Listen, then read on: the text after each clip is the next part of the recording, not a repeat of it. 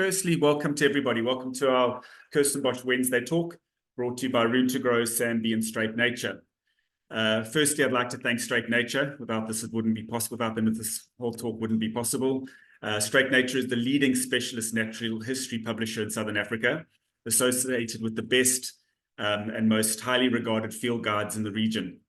Straight Nature publishes full-color illustrated books across a variety of subject areas, including birds, mammals, reptiles, trees, and flowers, as well as the marine environment, geology, astronomy, and general wildlife, and of course, the ever-popular children's nature. And then Room to Grow. I'm Brett, I'm the owner of Room to Grow.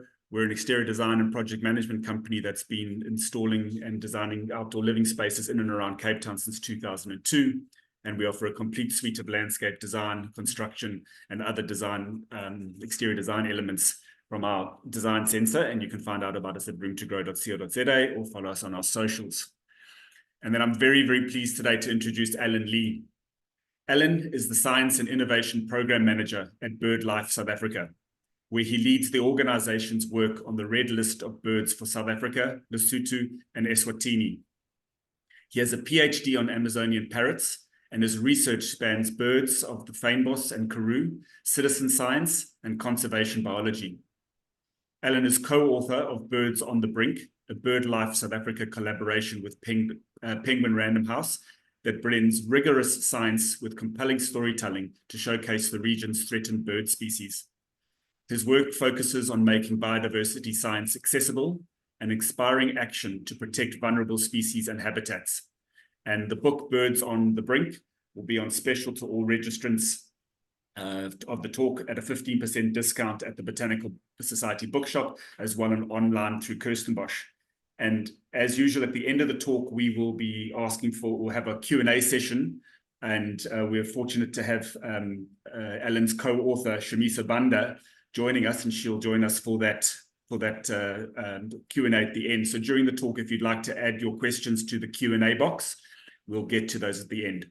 So without further ado, Alan, looking forward to this. Over to you. Thank you so much. Thanks so much, Brett. Thanks so much for the invite. Thanks everyone for being here today. It's so awesome to address a pool of fellow wildlife and nature enthusiasts. And I'm going to be talking a little bit about South Africa's special birds and the people trying to save them. It's been end of a long journey, and I know that there are a lot of plant people in the audience, and so I thought I'd better address your concerns about why I talk on birds, by trying to answer this question here: why are birds important? Why do birds matter? And maybe just take a moment to think of the adjectives which are coming into your mind as you see this glorious secretary bird. Personally, I think it's really beautiful, and because we've got plant people in the audience, a little bit, I also include a plant and bird photo over here. Orange-breasted sunbird, undoubtedly as a fynbos bird fanatic, is one of the most beautiful birds in South Africa. Pity this one's being a little bit shy and hiding in Protea aurea, maybe. I'm sure you'll correct me if I'm wrong. Moving on, birds inspire emotion, and this here is Andrea Angel. She works for BirdLife South Africa. She's the leader of the Albatross Task Force, and she spent a lot of her life living on these remote oceanic islands with really special birds. And I mean, look at the emotion on that face. And it's that emotion that inspired this woman's life in conservation. And she tells her personal story about these birds in Birds on the Brink, and it's a standout story. It'll bring a tear to your eye. It still brings a tear to my eye just thinking about it. But these emotions connect us with nature and inspire us to do beautiful things. They're also functionally, if you're just a cold-hearted ecologist or scientist, just useful for making nature work. Those of us who love the fynbos, of course, the classic example is a Cape sugarbird pollinating our proteas, but they're also out there eating pests or pollinating flowers or eating seeds. Our featured bird over here is a protea seed eater, which is one of the threatened endemic birds of the fynbos biome, cute, but under threat due to the loss of the fynbos, which we see unfolding around us. Birds, of course, are also really important culturally and as emblems nationally. We've got the blue crane over here, or the purple-crested turaco as the inset, really important bird in Eswatini, and the secretary bird, of course, on our coat of arms. And again, this tale of the blue crane was one of conservation success. The population really benefited at some stage from agricultural activities in the Overberg area, but research by Christy Craig and the Fitzpatrick Institute and the Endangered Wildlife Trust have shown that this major population stronghold has been in decline, and unfortunately this bird was uplisted to vulnerable. It's again a threatened bird species, and that's our national bird. So when we see birds declining, we know that there must be something wrong out there, something going on. There are all sorts of birds which we can describe as being sentinel species because they're at the top of so many ecosystems. They're reliant on nature being intact. The world that they've adapted to is changing, and we see that in bird populations. So blue crane pointing to some kind of changes, possibly agricultural intensification in the Overberg region and populations on the wane. Other classic examples would be the vultures, apex scavengers. There is an absolute crisis going on across Africa, well, globally, really, with pretty much most vulture species now endangered at really critical levels. An example here is spread from the Birds on the Brink book is the white-headed vulture, where we highlight the threats to the birds as well as interesting facts. I know that some people are thinking it's like an old actress has had its heyday, but they're really useful birds in the environment. And the maps that we have in Birds on the Brink are based on the most recent citizen science data available, specifically uses a bird lasso from which we've created habitat suitability models and which the incredible team at Penguin Random House have digitized to make those maps that you'd be familiar with in existing bird guides. So if we look at this map over here, we'll see that the bird is only restricted to the Kruger National Park. And if we look a little bit closer, we'll see that it's actually disappearing from the northernmost parts of that park, which points to problems. And we can tell from declines in the sentinel species that action is required.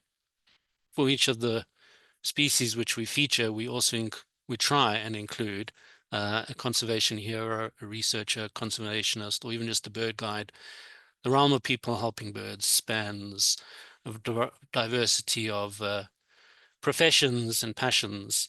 One of the more famous people in vulture conservation is Darcy Ogada, who works for the Peregrine Fund based out of Kenya, and she highlighted the good work being done by Martin Odino, who works with communities in order to try and tackle the vulture poisoning crisis unfolding across much of the continent. Many of these slides, I think, could be presentations in themselves. I know that Belinda van der Merwe helped get this presentation into acceptable order. This is not one of her favorite slides, but each panel here and each of the words in the panel without a picture is the topic of its own talk. We're having massive impacts on the world, advertently and inadvertently, and these are having consequences on our most charismatic, our most iconic bird species.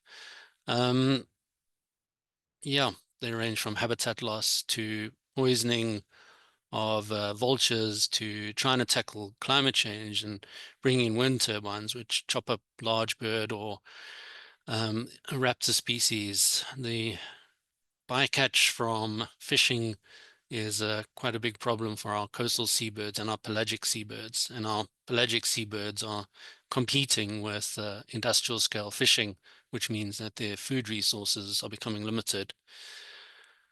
Birds interact with what we leave over it in the rubbish heap.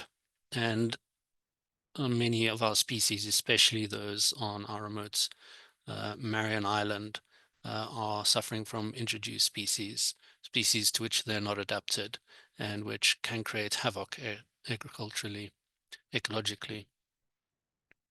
So to try and tackle all of these problems, there are a multitude of conservation NGOs in South Africa and of course across the continent and worldwide.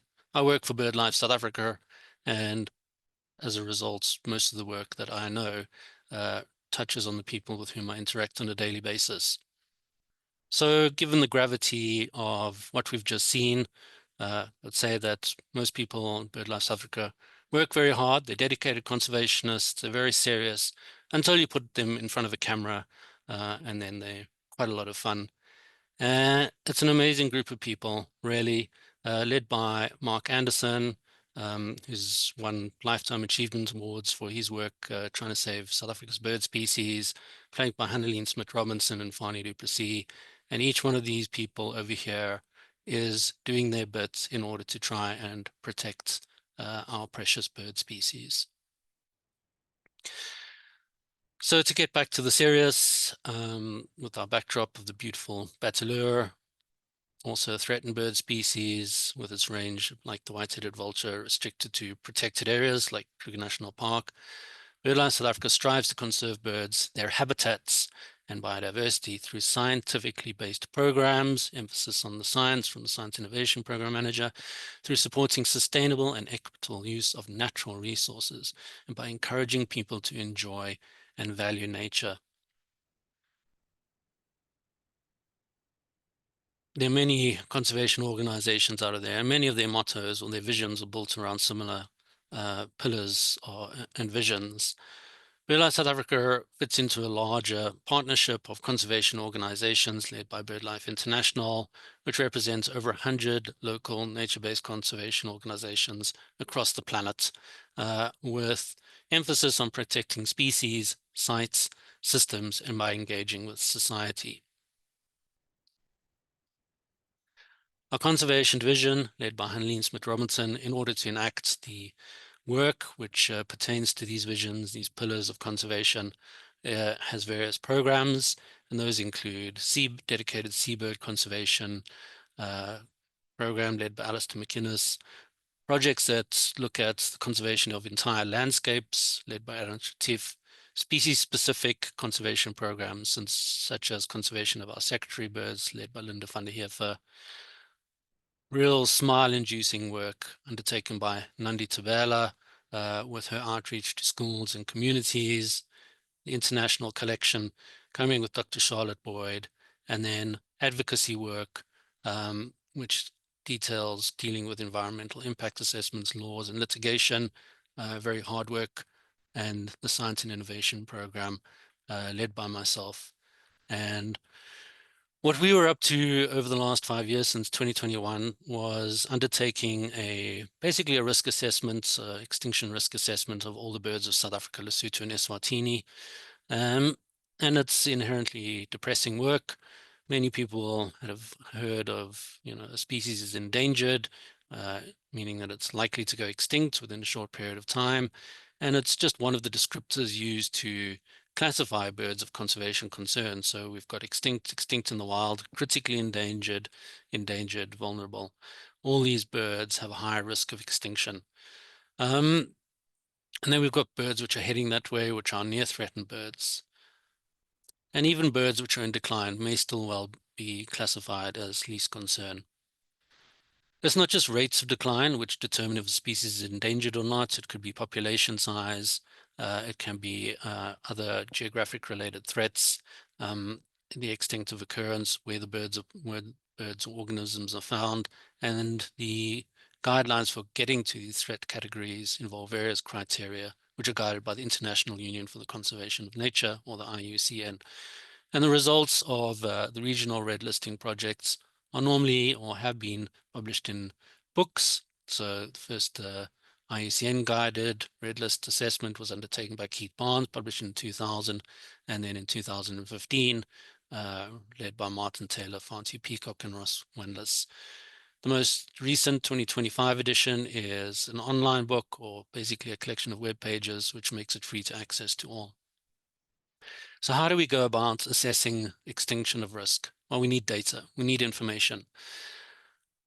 Wherever possible, we collaborated with bespoke researchers and conservation organizations who were doing work in the field, monitoring populations. And where we didn't have bespoke researchers, then we turned to citizen science. Citizen scientists are people who contribute to conservation projects. The most important for BirdLife South Africa are those hosted at the Fitzpatrick Institute, which includes SABIP2, an atlasing project, the coordinated water bird counts, or the car counts, coordinated avifaunal road counts. And anyone can be a citizen scientist. I'm hoping that many of you in the audience today are citizen scientists. And it's easy to become one. If you know anything about birds, then all you need to do is download an app. BirdLife is the one which benefits BirdLife South Africa the most. And every time you log a bird, we get a GPS position of where that bird was located with supplementary information should you wish. So we've got a range of scientists over here. Linda van der Heerfer, Program Manager, working with Secretary Birds and Vultures. Matthew Rolowitz, recently appointed to try and save the Botha's lark. In the middle is Dr. Dave Ellis-Smith and my daughter, Eleanor Rosalie, ringing birds in Port Edward.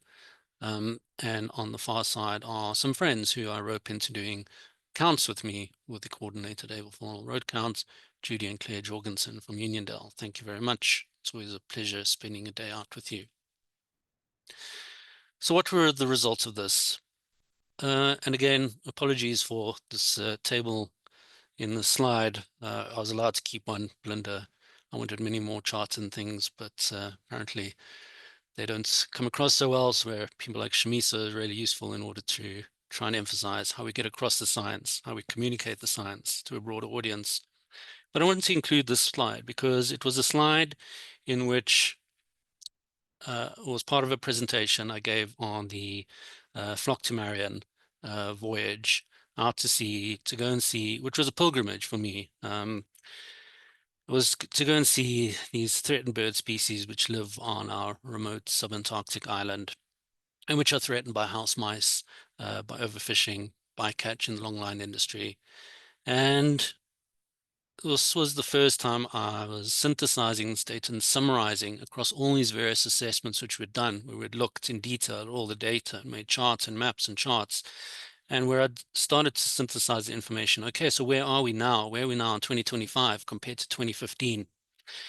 And while I was giving this presentation, it struck me that we're really losing the battle to conserve our birds. In 2015, if we compare like for like, there were 126 birds listed in the Red Data Book of Birds, the Eskom Red Data Book of Birds, published in 2015. And in 2025, we had 148 species listed as threatened or near threatened. We have close to 40 deteriorating species and 10 improving species, with close to 100 indicating no change in their threat status. They're still vulnerable or endangered or critically endangered. And conservation success, and in terms of describing an improving species, is all relative. An example would be the wattle crane. It's a really beautiful crane, really small numbers here in South Africa, and it's been downlisted from critically endangered to endangered.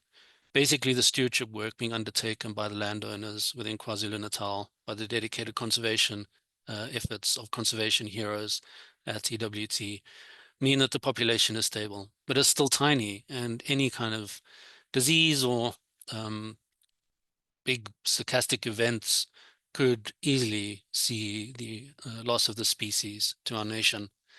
So yes, success is relative. I'm often asked which is South Africa's most endangered species. And we have 11 species which are critically endangered, so imminently in danger of disappearing from South Africa. And which one you choose from these will very much depend on your passions and your interests. So for bird people living on the coast, your favorite bird may well be one of the whiteback large albatrosses. This one, the Tristan albatross, breeds only on the Tristan da Cunha archipelago, and there are only a few thousand of these birds. They're vulnerable to bycatch and longline fishing, and it's a rare visitor to South Africa's shores. It could be a cute little species such as the Leach's storm petrel. The species is actually abundant in the Northern Hemisphere. It's listed as critically endangered in South Africa because there are only a handful of these birds breeding in the old buildings and stone walls of Dustin and Dyer Island, possibly only one of those islands now. And there's very little conservation work going on those. Those are protected areas, but this is a special bird. It's the only population, maybe a special population, in the Southern Hemisphere. This is the southern banded snake eagle, a magnificent bird which is restricted to northern KZN and the coastal forests of Mozambique. I recently went to KZN to try and see this bird, and I couldn't find it. It lives in very specialized ecotonal forests that border on savannas. And when I mentioned my failure to find this bird to Hanneline, she said, yeah, it used to be a common feature sitting on the pylons, but certainly even with the help of a guide, we were unable to track one down. Loss of habitats and electrocutions on electricity infrastructure are big threats to the species. One of our raptors with the smallest population is also one of our smallest raptors. It's the Taita falcon. This beautiful photo by Anthony, who's a conservation hero for this particular species, together with Andrew Jenkins. Lives in the Bladder River Canyon, and there's a very small population of these, which also looks to be declining. The reasons aren't completely clear. Could be competition from other raptor species or loss of habitats. There's no distinctive reason why it should be sliding towards extinction.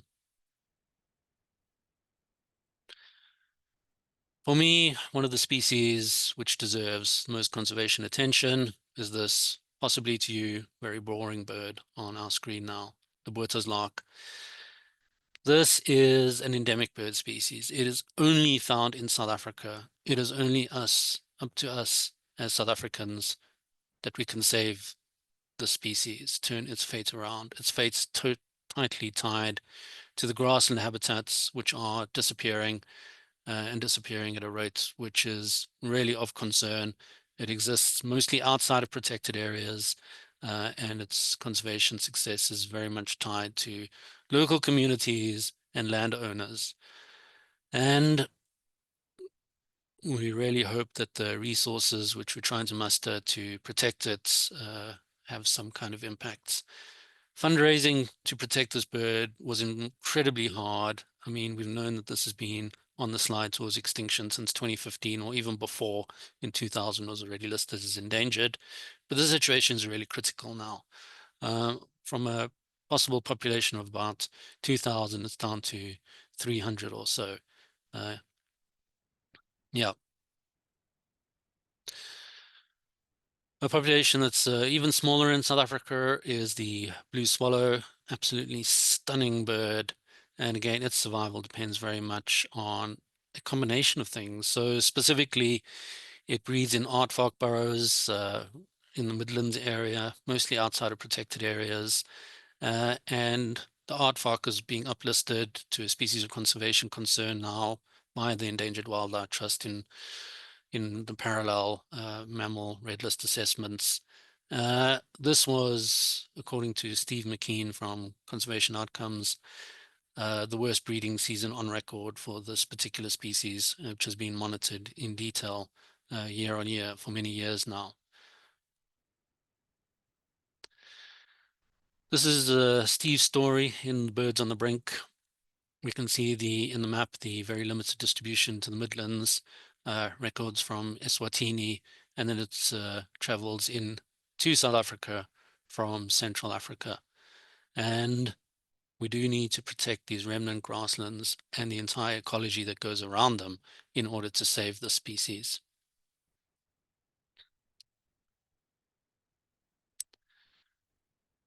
Right, the vultures. I'll let you just soak in the absolute magnificence of the bearded vulture for a moment. An adult bearded vulture really is one of the most striking birds in the world. Again, a critically endangered species. Amazing conservation work by Sonia Kruger and her colleagues at Ezenvelo, KZN. Wildlife, but very vulnerable to poisoning of carcasses for the control of jackal and other perceived pest species. We have a sequence of vultures now coming up, definitely the most endangered group. Within South Africa, the hooded vulture, once widespread right across Africa, all the countries where there's some kind of vulture monitoring going on are seeing declines.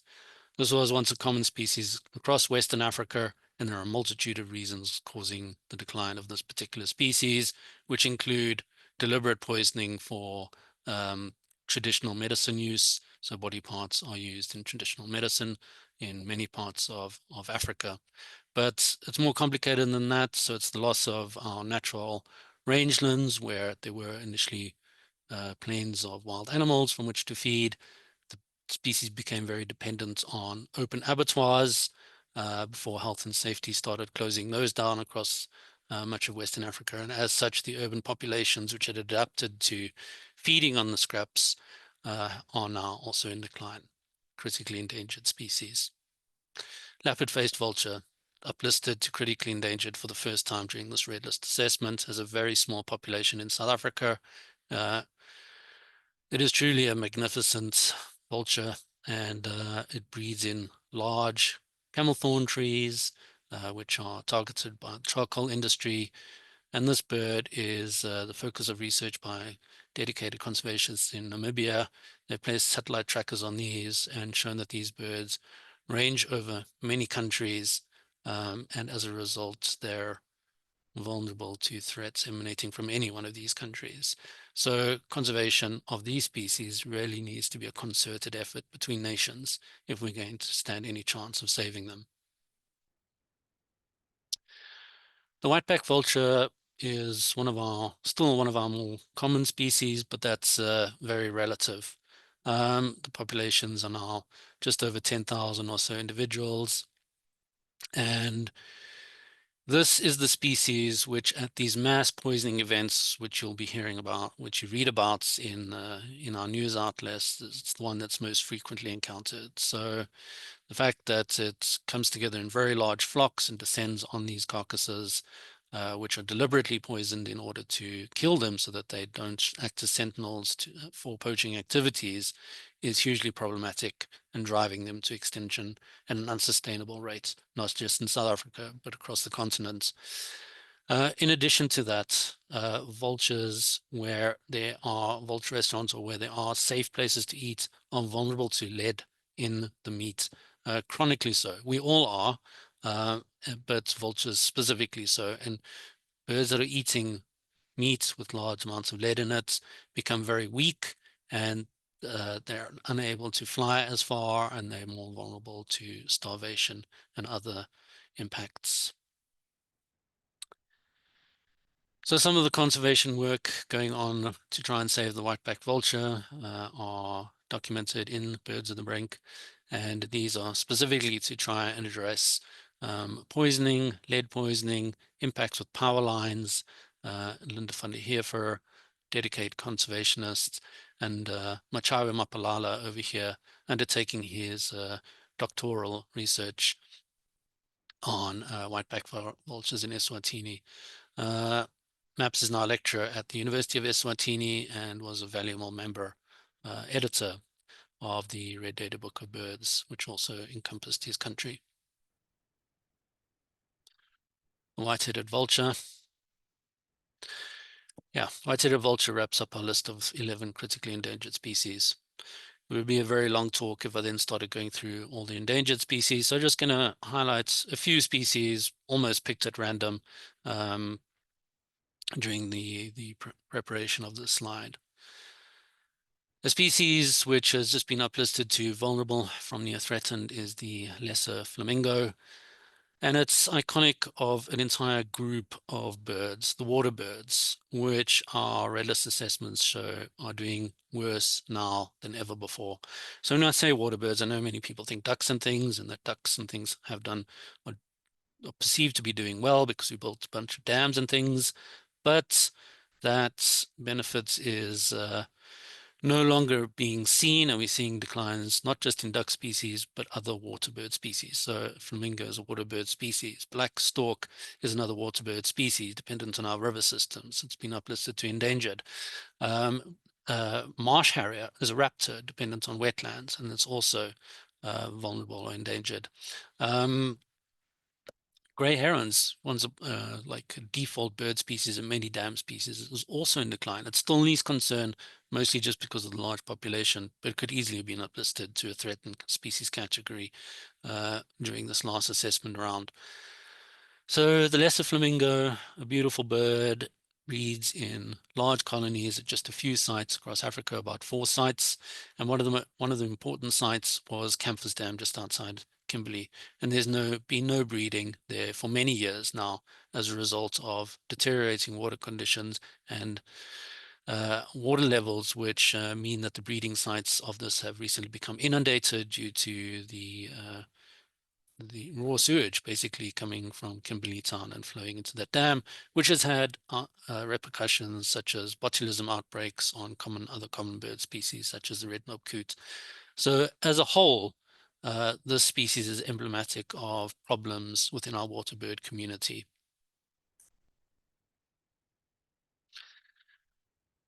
The albatrosses, various species of these, absolutely magnificent birds. I've touched on Andrea's story, but Shamisa also did her. Masters on bycatch, which species are vulnerable to those, so specifically sooty albatross. We've got conservation heroes trying to mitigate those, such as Reason Nyingera, who actively works on the boats, the long line fishing boats, in order to uh, implement mitigation strategies. So putting hook pods on these hooks with the baits so that the birds don't grab onto those and not dragged underwater and drowned, for instance.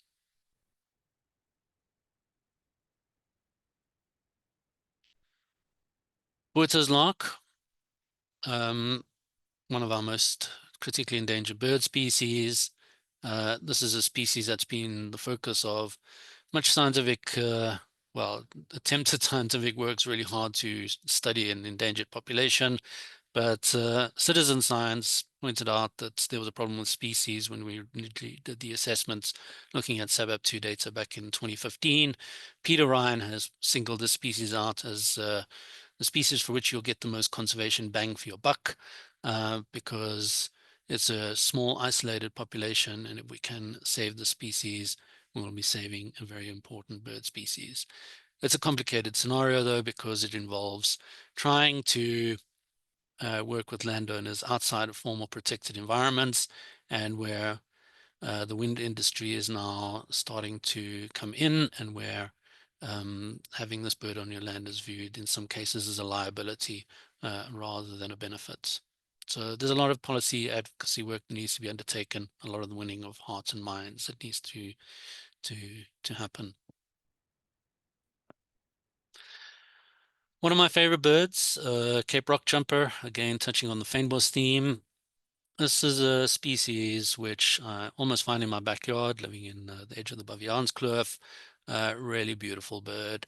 When I started looking at citizen science data on this one, it jumped out as one of the species most in decline, according to where and when people were seeing this. And as a result, we started doing a bunch of research in order to see why these declines could be happening.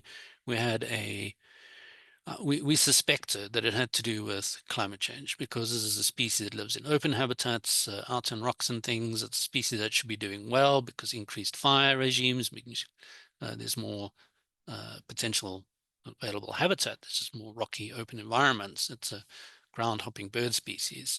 So why isn't it doing well in the face of changes within the fynbos? And we detected this link between rates of decline according to citizen science data, and and rates of warming.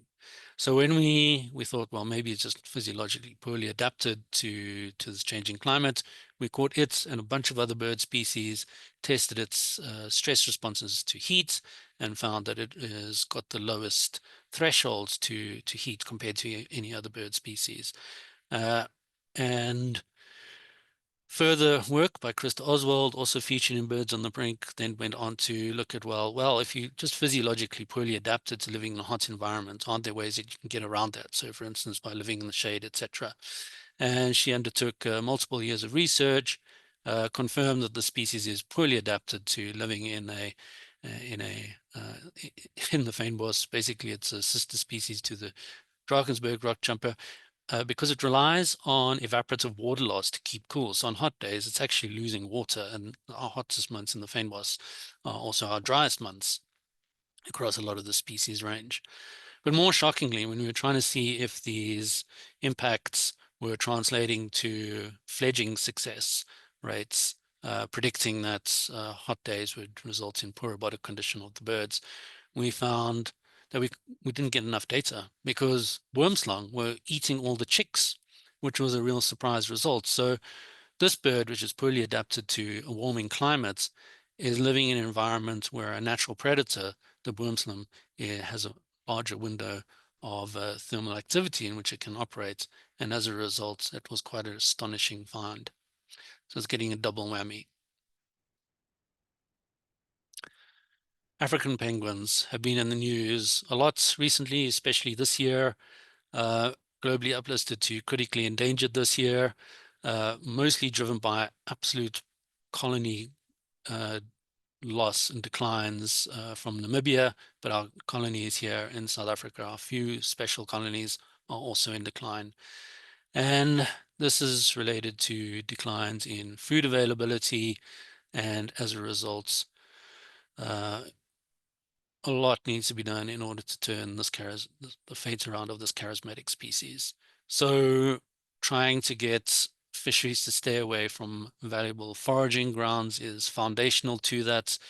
But most recently, the conservation crisis, which is unfolding at the moment in relation to this, is regarding one of the larger popular colonies near Port Elizabeth, Gqeberha, Algoa Bay, where it's now legal to have more ship activity, ship-to-ship bunkering in close proximity to this. And I mean, there's very good evidence to show that the penguins are doing very poorly as a consequence of that.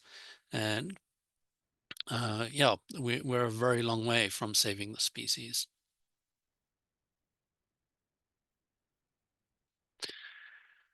I've included this bird species just because another of my favorite habitats or biomes within South Africa is the Karoo biome. And this is just a fantastic species by Barry Cohen. It's a photo of the red lark, which is endemic to South Africa. Lives in the Karoo region of the Bushmanland area as you head towards the Kalahari region.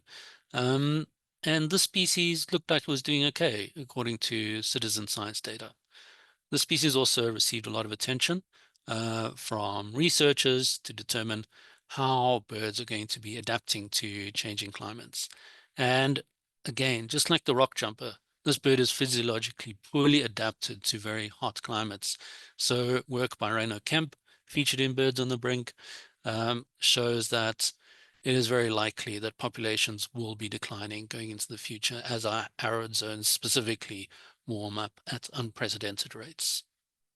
See them while you can.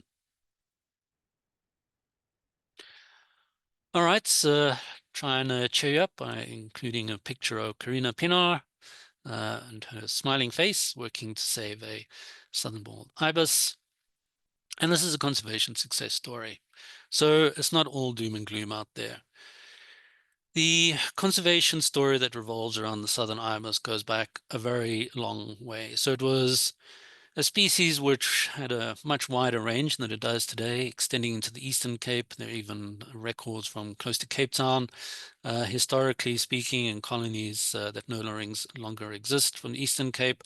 The range contracted to basically be centered on Lesotho and the surrounds, and was flagged as being a species in decline and needing conservation action by researchers such as Roy Siegfried, going back decades, dedicated conservationists such as David Manry, undertook some of the first population estimates and showed that the population was really small. It was being hunted out. As a result, national protection action was implemented and it became a threatened species. It's illegal to shoot these birds, and there has been protection of its habitats. There's also a bit of an understanding about why it's in decline related to grassland habitat degradation, specifically alien vegetation encroachment into some of our natural wetland habitats.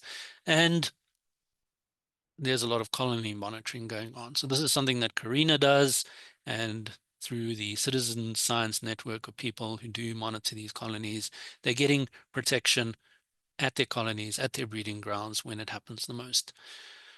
Although we can't say that it's recovered yet, rates of decline are definitely slower, colony abandonment is lower, and there does seem to be evidence that the strong colonies which are being monitored are doing better as a consequence.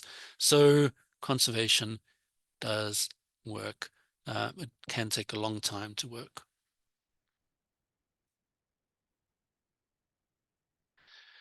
Another high altitude grassland bird species is the yellow-breasted pipit, very restricted range. And we feature here just an extract from Nandi Tabela from BirdLife South Africa's Empowering People program, where she focuses on the work that's being undertaken in local communities in KwaZulu-Natal, focusing on this man over here, Dalu, who really loves birds. He's a bird guide, he's a landowner, he's got cattle, but this love of birds is resulting in conservation action, the engagement of the local communities around Nsekeni, and gives us hope about the future status of this particular threatened species.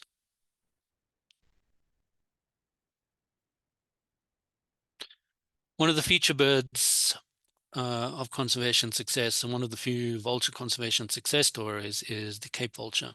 Cape vulture breeds in colonies, and the larger colonies within South Africa have been doing very well due to conservation monitoring, due to the active conservation, rescue, and recovery efforts undertaken by organizations such as Volpro, the EWT, and the species was recovering. It looks like it's kind of leveled off now, but although we'd love to say that it's now a species of least concern, unfortunately, we also know that it's being targeted for use in traditional medicine markets. It is being targeted, actively poisoned for those, and it's also vulnerable to poisoning, which kills off large numbers of vultures associated with poaching events of rhinos, elephants, and other charismatic fauna. So it's not in the clear yet, but it's an example of how many people dedicating their lives to conservation work can turn around the fate of a species. I've touched on southern bald ibis and just decided to conclude the species because I've got a special affinity to bald things. I don't know why. It's a lovely photo courtesy of Albert. Another conservation success story is the spectacle petrel.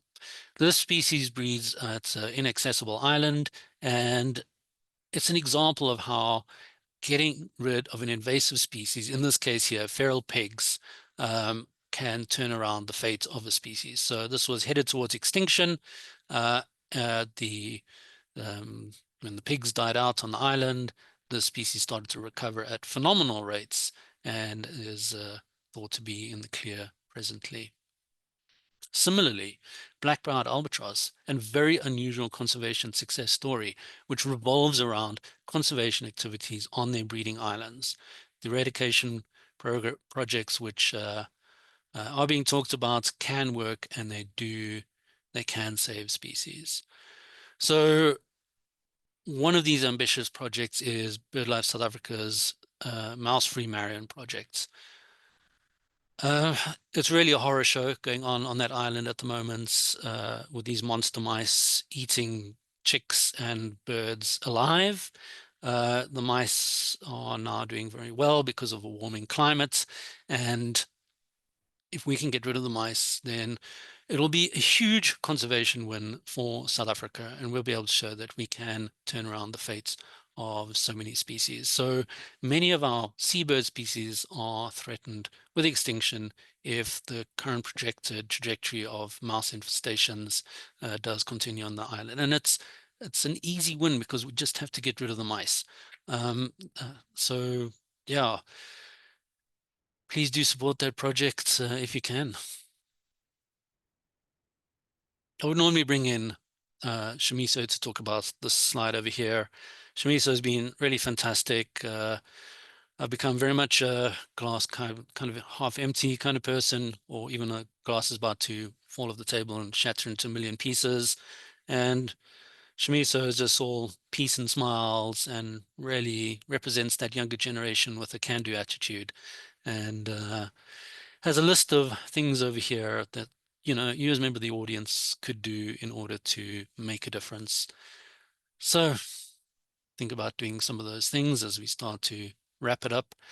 The work that I've undertaken wouldn't have been possible without the support of various organizations, Ikapa Minerals, even Eskom, Mapula Trust, Italtal Ceramic Foundation Trust, Afrit First Rand, and so many people, like 100 people at least, contributed to Birds on the Brink. And with that, do think about giving that book some support. There is a fantastic special offer going on at the moment. And with that, over to you, Brett. Thank you. Wow, thank you, Ellen. I mean, I know it's a difficult topic. I mean, but it's fascinating to see and to have a glimpses to these beautiful bird species, and it's a shame that we are losing so many of them, particularly the vultures. I know that it's hard not to feel like the glass is half empty, but I think with Shamisa's attitude, which we'd like to bring her in here if it's possible to be able to look and see if we can get onto some questions. But thank you for that, Ellen. That was fantastic. Thank you for sharing that with us. I mean, a very big topic and difficult to get through everything. As you said in your first slide, each one of those could have been a talk on their own. But I think to encapsulate, to see where we are, this is a great start, and definitely got the grey matter working. Our first question here is from Roger, and he has asked, is there any chance that birds... Hello, Shamiso, nice to see you. Hi, thank you. Thanks for joining us. Is there any chance that these birds on the brink could migrate to Europe or the Americas or even the Far East as the climate changes, like some of the insects are doing as the weather warms up? Okay, sounds like a sciencey question. So shall I field that one and then me so you can see if you've got anything to add there? Yeah, changing ranges and distributions in response to climate change. That's a real thing. We are seeing distributional changes as a consequence of warming for many different species. Unfortunately, it's a connected world, and species like Cape rock jumper, there is nowhere to migrate to. So as a result, it can only move upwards. Its climate space isn't moving upwards to Europe. It's perhaps moving closer to Antarctica, but it's not a pelagic bird species. And that little window at the peak of a mountain where it's cold enough for that bird to exist, that's shrinking upwards. And as a result, that just isn't an escape avenue for many of the bird species, unfortunately. Thanks. Thanks for that. Ronnie's asked here, an update, please, on the mouse eradication project. He thought that it had failed. Is it still being progressed with? And how can one eliminate this pest successfully? Shamiso, do you want to tackle that one? Oh, okay. So it has not failed. I actually haven't undertaken it yet. I believe fundraising is still underway, as well as planning to make sure that, you know, the attempt is as successful as possible. There we go, asked and answered. So we do, and if anybody wants to get involved in that, we can, you know, what in terms of fundraising and is there anything? It's just really a fundraising effort that's required to get that project off the ground. Yeah, so there have been failures on some other islands, which is possibly where the confusion comes in. But as a result, the timeline for implementing the eradication action on Marion Island has been pushed back because the scientists are learning from those failures elsewhere. And it's a massive undertaking. It's a very expensive undertaking. There's a lot of fundraising that still needs to happen. We've got the world's best conservationists and practitioners in order to undertake this exercise once that window of opportunity does come around. Yeah, so Google mouse-free Marion, and you'll find all the associated web pages and possibilities to contribute to that very valuable project.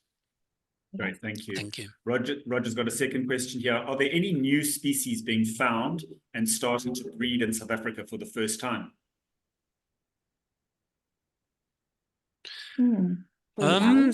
Yeah, this one for the Twitchers, hey?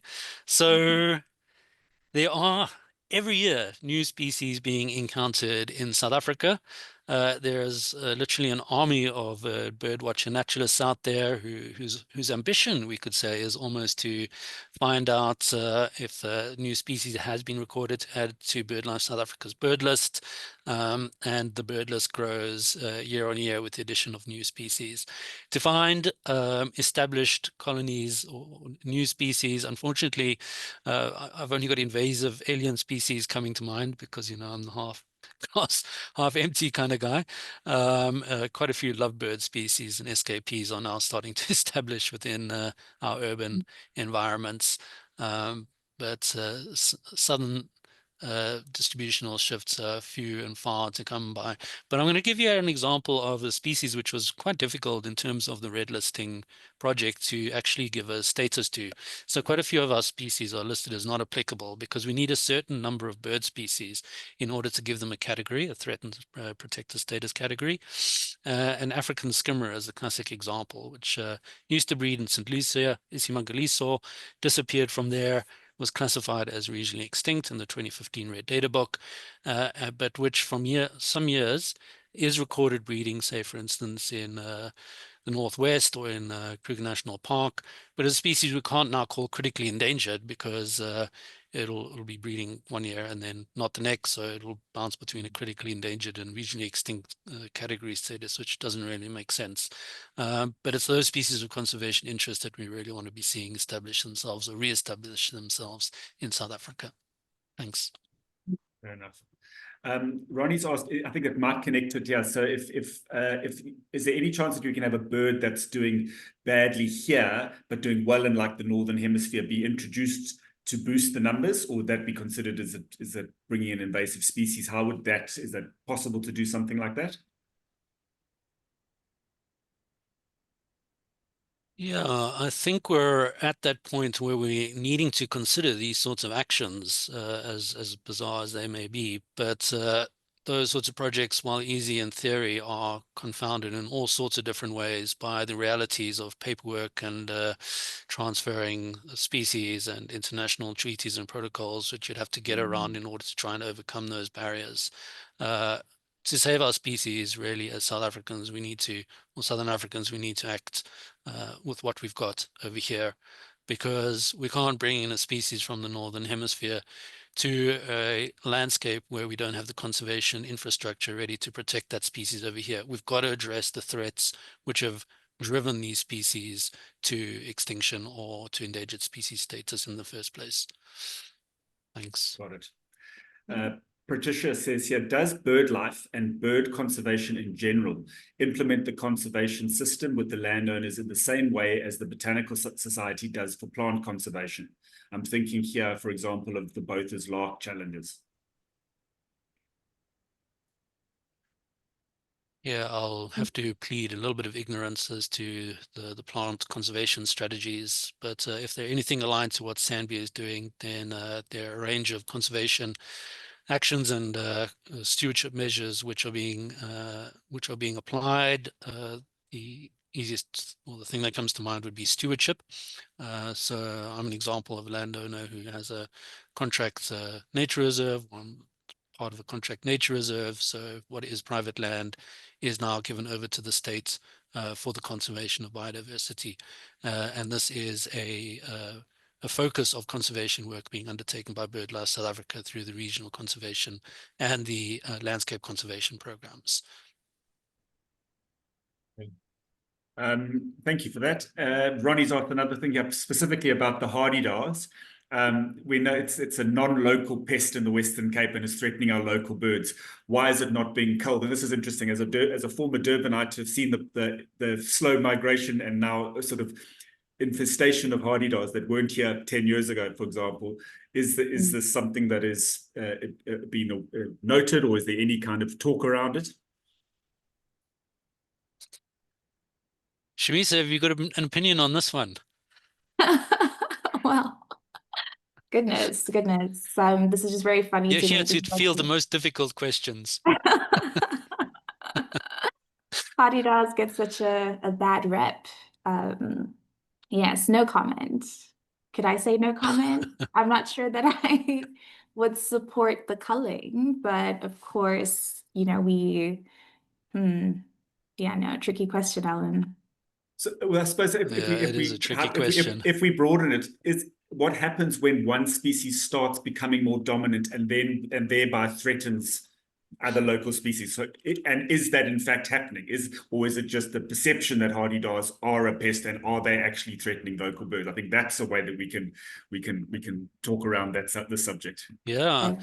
I mean, the hardy-dar is one of these sentinel species of change, right? It's doing very well.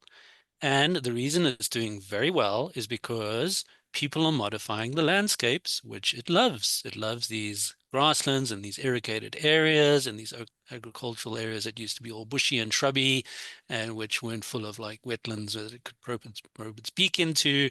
So we've created an ecological niche for this bird species, which, through no malintent of its own, has come and said, thank you very much, people, for your golf courses and your lawns.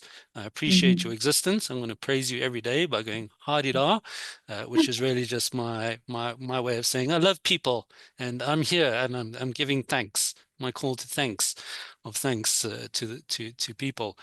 So, if we started culling hardy-dars, I mean, well, what's the good? We've converted some species' natural habitat to a habitat that another species likes, and just culling hardy-dars isn't going to work. I mean, as much as they're not people's favorite bird species, we just need to learn to speak their language, maybe.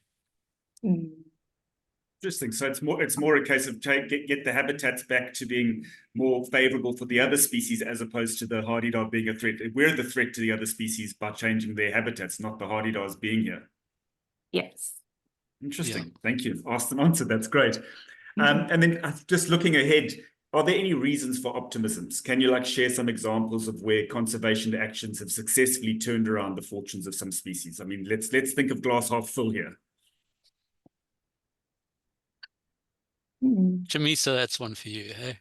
Okay. No, 100%. I mean, Alan did include some conservation success stories in the talk, and I really do love the one about the spectacled petrel, which, with human intervention does show that we can absolutely make a difference. There's so many different ways that people can contribute to this, from citizen science to actually just appreciating nature, to volunteering for programs, volunteering for conservation work through conservation organizations, etc. So, I mean, I would say 100%. There's always something that we can do. Right. Thank you. Yes. You mentioned the hardy-dars being a sentinel species, and I know in the book you talk about certain birds being sentinels of biodiversity. Can you just expand on what that means in terms of practical terms, in terms for the ecosystem and for people? Sure. So sentinel species is one that looks out for those around it. So in terms of classical ecological theory, things like meerkats involved in sentinel behavior. There's always some part of the group that's looking out and trying to detect danger on behalf of the family. This is something that I looked at, for instance, at macaws in the Peruvian Amazon, where there was a theory that the birds are sitting on the tops of the trees are looking out for those birds which are going down to vulnerable and exposed positions on the clay, for instance. And in our case over here is that we're all reliant on a healthy ecosystem. We're all reliant on nature. Maybe we've become disconnected from nature, but it keeps us alive. The air we breathe, the water we drink, much of the food that we eat comes from nature. And by observing some of these bird species, which are so reliant on nature, we're able to see if they're no longer doing well, then they are signaling that there are declines, there are problems in nature, in ecological systems.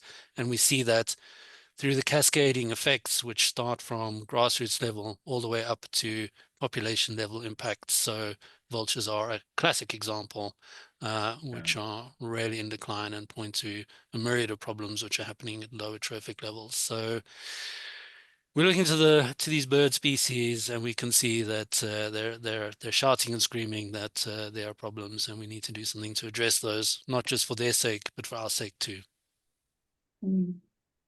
Well, thank you. Anything to add there, Shamisa? Otherwise, I think that's the end of we don't have any more questions in our box. It leaves me to say thank you so much for everybody for joining us. Thank you for the two of you for taking the time, and everybody involved in writing this book and bringing it to publication. Thank you, Alan, for the talk and putting that together. Thank you to Belinda in the background for keeping everything running smoothly. Thank you, Shamisa, for joining us for the Q&A. Thank you for everybody again. Let's look forward to seeing you in October for our next Wednesday talk. Have a wonderful day, everybody. See you again then. Thank you so much. Bye-bye. Thank you.